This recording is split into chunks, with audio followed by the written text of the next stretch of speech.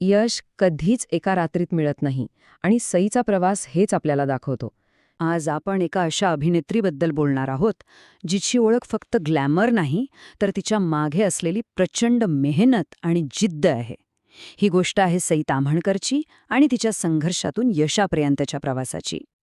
हे शब्दच तिची खरी ओळख आहेत नाही का? अडचणींना समस्या न मानता त्यातही मजा शोधण्याची हीच वृत्ती तिच्या प्रवासाचा मूळ आधार राहिली आहे.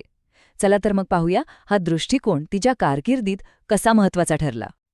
तर ही गोष्ट आहे सांगलीसारख्या एका लहान शहरातून आलेल्या एका मुलीची, जिची पार्श्वभूमी खेळाची होती, पण तिने आपलं नशीब घडवलं ते अभिनय क्षेत्रात.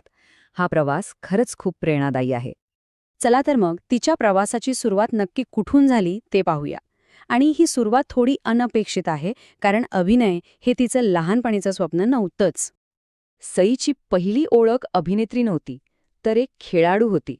विचार करा, एक राज्यस्तरीय कबड्डीपटू, कराटेमध्ये ऑरेंज बेल्ट मिळवलेली मुलगी. पण मग एका स्थानिक नाटकाने तिचं आयुष्य असं काही बदललं की तिथून एका पूर्णपणे वेगळ्या प्रवासाला सुरुवात झाली. फक्त 17 वर्षांची असताना अभिनयाचं स्वप्न उराशी बाळगून घर सोडणं हा निर्णय खूप मोठा होता. आणि याच एका निर्णयाने, याच अनुभवाने तिला आतून आणि बाहेरून खूप कणखर आणि स्वतंत्र बनवलं. यश कधीच एका रात्रीत मिळत नाही आणि सईचा प्रवास हेच आपल्याला दाखवतो. शहरात आल्यानंतरची पुढची जवळपास 10 वर्ष तिच्यासाठी प्रचंड संघर्षाची होती, स्वतःला सिद्ध करण्याची होती. तिचा सुरुवातीच्या काळातला आलेख पाहिला तर तो सरळ नव्हता. तुझ्या विनासारख्या टीव्ही मालिकेतून तिने सुरुवात केली. गजनीसारख्या मोठ्या हिंदी सिनेमात काम मिळालं, पण भूमिका इतकी छोटी होती की ती कोणाच्या लक्षातही आली नाही. काही बोल्ड भूमिकांमुळे तिच्यावर टीकाही झाली.